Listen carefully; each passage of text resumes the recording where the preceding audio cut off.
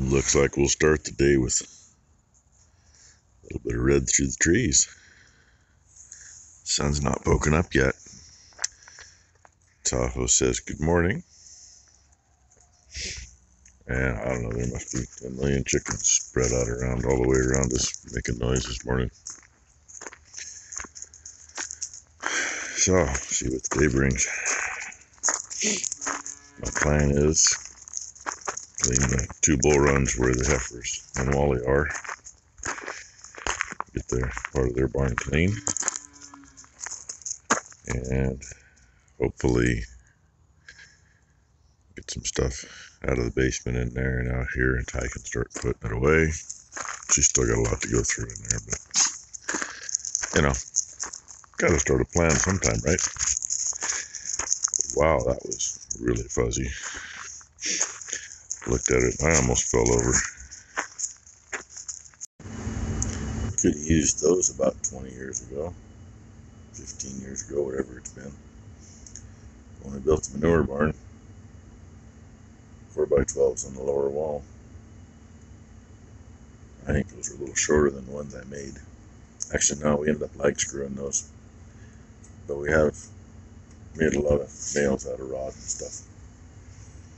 Those were in here the whole time. Bottom of that looks like she's got plumbing in it. Some nails. Cabinet hardware. Kind of the same thing going there.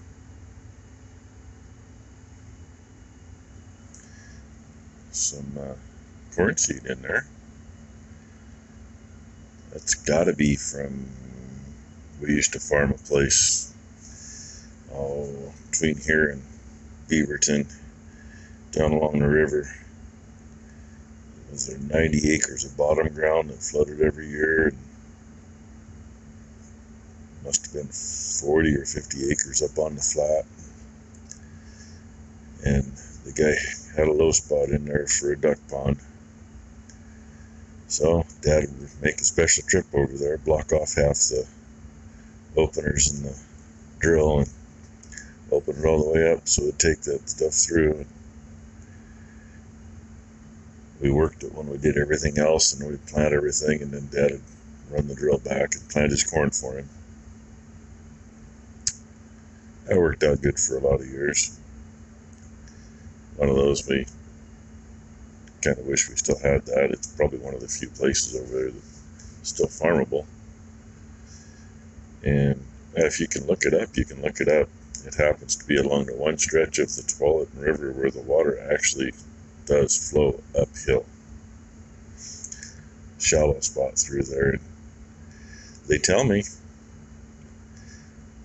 it's been surveyed many times, and no matter how many times they survey it, it still flows uphill for like a, I don't know, it's 500-600 feet, something like that.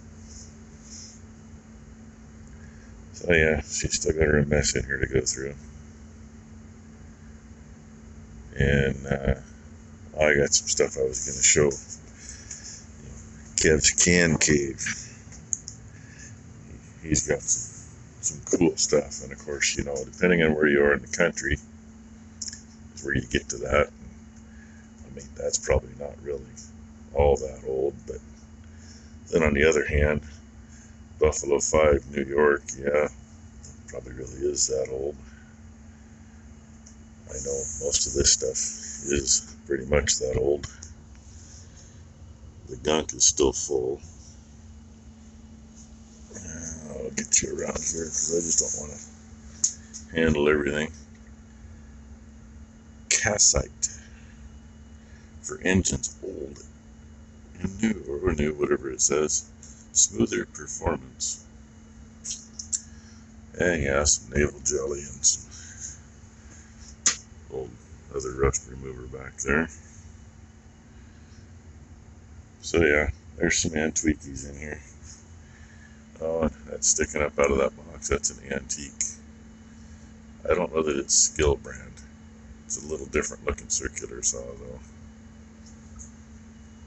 Yeah, we looked down there the other day, right? A hand grinder. Well, clamp it on a bench and crank it by hand grinder over there. dead set of gauges. That's what happens when things go sideways and you find out that there's too much in the thing, even though it was kept saying there wasn't enough until the last minute when it surged. And when that gauge comes all the way around and bounces off the pin, that's what happens. You also blow a line and get full of stuff. Very old shop rags. Seen the telephone. Old jack down there. That's even got to flip over so you can get a different height on it. And try to keep from killing myself. Speaking of old jacks, get down here in the dark. Probably get a better look at those later. And for those machinists out there, so you really want to measure some stuff. Yeah, it's in here.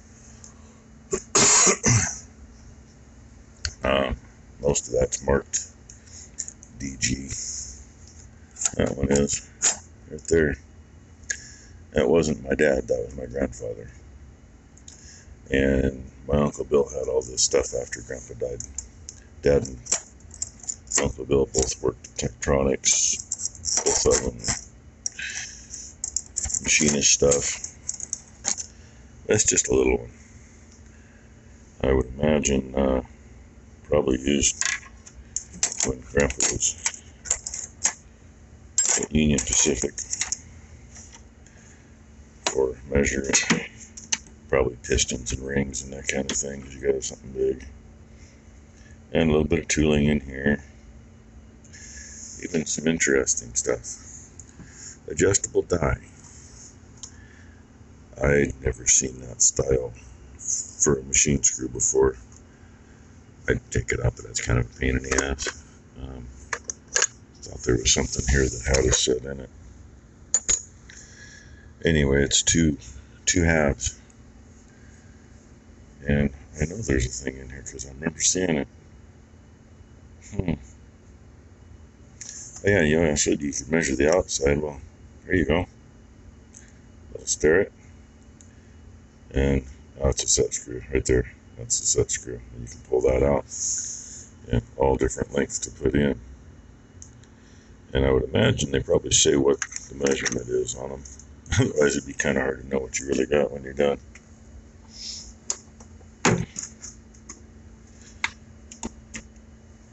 Oh, and found a fancy little chuck. It's in the bottom drawer, but there's 2 wrenches for it. And yes, old wrenches. A little of this, a little of that. A little of this, a little of that. I didn't realize that we had an extra one. I think that one's smaller than the one we got in the shop. A couple things in here, I have no clue what they are, but others I know. Another hone. That cardboard box right there is full of hones. And there's a tie came across it the other day. It was on the shelf over here. One of the little dingle ball hones. I remember using it because I used to do a lot of work on small block Chevys. And I think she put it, it's in there somewhere. By the way, bright light coming through. I do gotta show you that, I guess. There it is. So, Morris taper. So it will either, that one looks a little small to go on our drill press, but we've also got adapters. And there's the chuck. Oh, I thought it'd go on either end. Nope, only this end. And those jaws just go straight in and out. I'm assuming that they stay even. It says the standard. Number 0, improved. So, pretty cool anyway. I'm not real sure where we're going to put a lot of this shit. It all needs to be in a well-kept place. Trying to get it in there, can't open it again. Oh well. Hey, just my luck. Everybody came in. So, won't be too much longer and they won't be with their mamas. Hopefully get the bullpens cleaned up today. Oh man, I stepped in some. Go figure. Get that done and get the bulls off. The cows, maybe today, but hopefully tomorrow, except tomorrow's going to be a screwed up day. That's what I know. Fill these, so I gotta do it in the morning. So, what'd you do to your car to make it run better? Change my air filters. Well, Just my air filter and my cabin filter. cabin filter doesn't matter. Cabin But filter doesn't matter, but you know, it's funny. I do have to laugh. Oh yeah, she's gonna show you updates. Steri strip came off. She's gonna go put a bandage over that anyway, so things don't rub. That one. I'm down still one on there. Steri strip. It's still covering it. Still covering. But you know, it's funny. You would think that would have something for the air filter restriction. I mean, for God's sakes, that does. That does. No, none of that stuff does. That does. That does. Even the old swather back there does. That doesn't. You can't tell on camera, Dad. There's a spider, his web goes up really far, and he's just gliding across. Yeah, well, good thing I'm He's not walking. almost in line with the... Oh, he's in line with the... Good thing I'm not walking that way. Let me see. Oh, hey, the cotton picker did.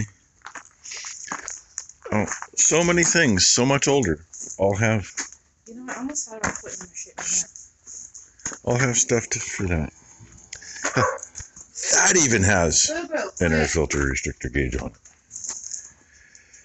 So no, instead you get something like that, and the Stabilitrack is one of those things that's hooked into the vapor recovery crap for the fuel tank too. And we had issues on the 07 with that, and it will do all kinds of weird things. Feels like transmission slipping, whatever. But anyway, that was her issue. It acted like it would miss once in a while. And then she said coming back from picking Becky's car up yesterday, she got halfway home and it was like the transmission was shifting wrong. And why do they do that? I don't know.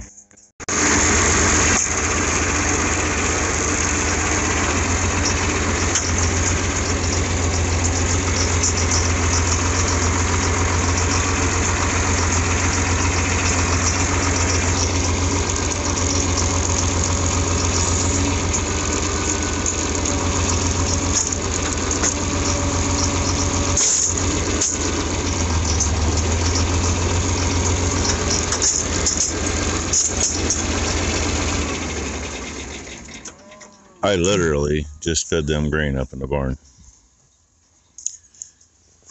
Got on the tractor, grabbed a bale, and came down here. And I was fumble frickin' with the phone. I was about right there when I noticed I had a following. That's when the first couple started passing me. They're not even gonna let me get the twine off. Yeah, they needed a bale, and this will keep them away from the barn, which means it'll be easier because I'm gonna shut the gate because they can't even get up there. And now I gotta fight them to get the twine. Oh, it's mostly clean. Ah, rat was just over there. Right there. There's still a few in here. There's a power pole full length between the two bull runs, so you know, I can't get stuff off the top of it. And there's a power pole between the bull run and the steers. But the bulls is done. Now I got steers to do. And I had Becky toss some cooking oil in on top of here. Because when I walked in here earlier, there was probably millions of freaking mosquito larvae. And see, there's still a few swimming around, but for the most part, I don't think there's many still alive. You starve them, and they die. So, anyway, I think that back rubber, we're gonna just slide the chains up the poles and get it up out of the way and put this gate back in. And Dino and Bam will go back in here. And Wally will come in and go over with the steers, but I'm going to try to get the steers cleaned out. And we got to do something with that water trough over there too. It's broken and things just aren't laying the way they should. But I got to finish in there before we can do anything with that too. And I don't know if you've seen what we've done here before. Usually when we clean, I get right into the gate, I can open it, right? Noisy. Usually when we clean this back here, we put it along the steer's side of the fence, because where there's animals in here 365 days a year, they're always along that fence. So they work it down. And the manure will stay put. The straw and everything in it helps bind it and hold it in place. And last year it really stayed in really good. I mean, that's a big hump right there, still there even. But now I got to go through this gate and get back in there. See how spooky they get. Well, straw's all spread over there. Straw's kind of spread here. More of a pain in the ass here with the deck. Got down a little too close to where they come in and out, so that most of that'll be outside. That they'll get it to the gate, maybe a little beyond. And then Ty fed. She said it about killed her, but she fed them. My plan today was to get the bulls locked up, but that ain't gonna happen. Not this late in the day. Dino's out, and after Becky let me out over here by the steers feeder, she had the cows locked in, and she let them out, so they're all out. And Wally is somewhere out there. So, and I guess I gotta go hook some gates up out there.